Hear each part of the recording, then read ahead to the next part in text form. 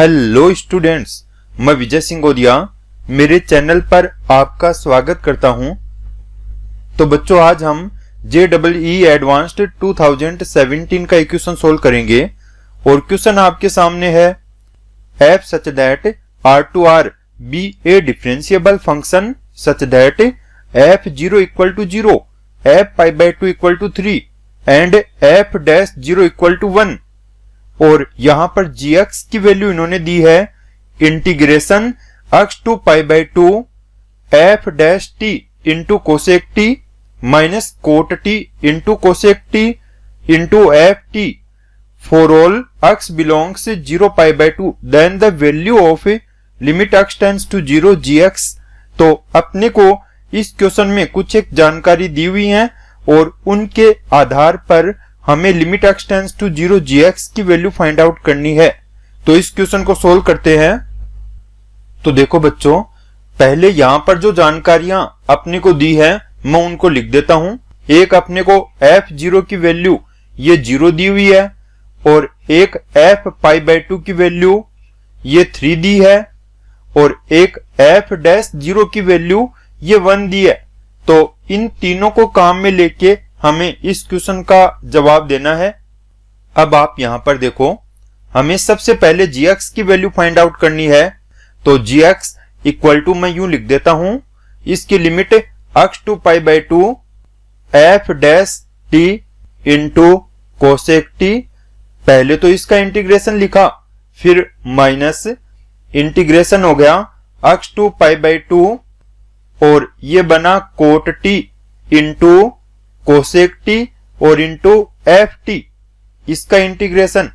अब बच्चों, यहां पर मैं फर्स्ट टर्म का इंटीग्रेशन करके लिखूंगा और सेकंड वाले को एज इट इज रहने देंगे। तो फर्स्ट टर्म का इंटीग्रेशन करने के लिए यहां इंटीग्रेशन बाय पार्ट्स का प्रयोग करेंगे। तो यहां दो फंक्शन हो गए। पहला फंक्शन हमें लेना है कोसेक टी को और सेकंड फंक्शन हमें लेना है एफ डैश टी को, क्योंकि इंटीग्रेशन बाय पार्ट्स से आप जानते हो कि जिस फंक्शन का हम इंटीग्रेशन कर सकें उसको सेकंड फंक्शन लेंगे। तो यहां f डैश t इसका इंटीग्रेशन करेंगे तो यह आएगा एफ टी। अब देखो, यहां पर फर्स्ट फंक्शन आ गया कोसेक t इंटू सेकंड का इंटीग्रेशन यानी कि f डैश t का इंटीग्रेशन ये बनेगा एफ टी, फिर माइनस का साइन और पहले वाले का डिफरेंशिएशन। तो कोसेक टी का डिफरेंशिएशन होगा minus cosec t into coat T.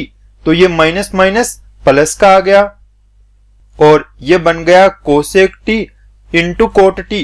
और उसके बाद में यहां पर सेकंड वाले का इंटीग्रेशन, तो एफ डैश टी का इंटीग्रेशन ये बनेगा एफ टी और बाद में इन तीनों के प्रोडक्ट का इंटीग्रेशन और इसमें लिमिट आ गई x टू पाई बाई 2 और यहां पर सेकंड जो टर्म है उसको हम एज इट इज रखेंगे।